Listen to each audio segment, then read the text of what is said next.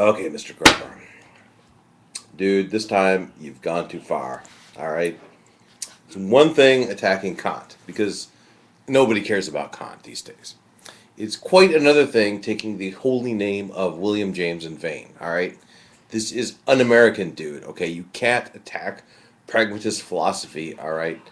And keep your patriotic potential. Okay, I'm kidding, of course. But dude, I mean, you you still don't understand the William James's position here at all. Okay, let me just try to gloss here just a little bit what you're missing. All right. So you seem to be pillaring the position that James is kind of saying here that it's okay to assume that God exists, assume a religious lifestyle by faith, and then the proof that that is a good lifestyle is the good benefits that you derive from that. It's basically James's point in this in the essay that he's stating there. And you're saying this is a completely unscientific, irrational position, but really, you don't understand how this whole thing works, man. So let me make a parallel here, right?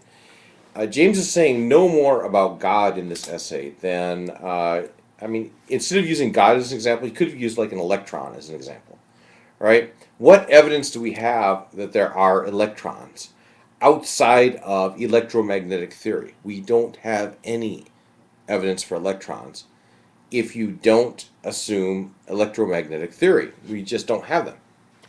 Right? You have to assume that there's such thing as electrons, and then you can use them. Okay, James made a point like this with the Röntgen rays or X-rays, right? It's what evidence do we have that X-rays exist? We have to assume they exist, and then using the theory which describes them, we can build machines with X-ray machines, and we get good benefits from the X-ray machines. That's what defines it. Outside of the theory of X-rays, we wouldn't even know that X-rays exist. I mean, that's how this whole thing works.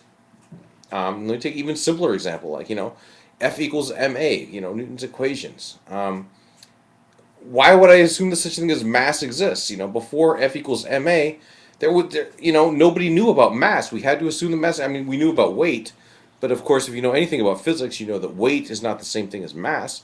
Mass is a completely different thing.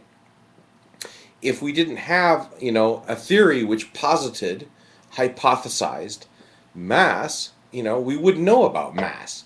So what we do is we hypothesize, we assume that mass exists, and then using the good benefits that this theory gives us, the evidence that,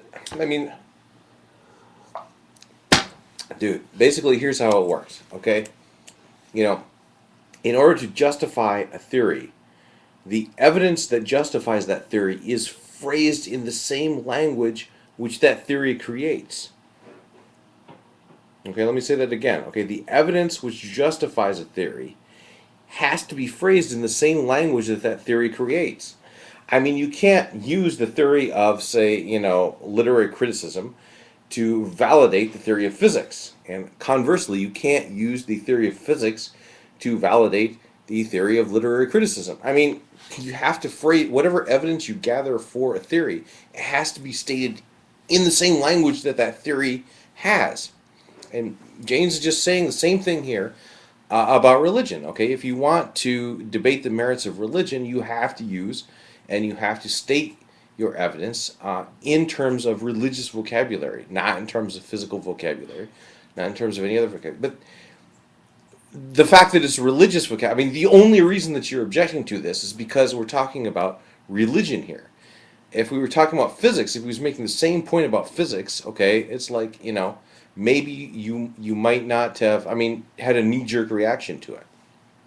So, basically, you just kind of had a knee-jerk reaction to this because you don't like the subject matter.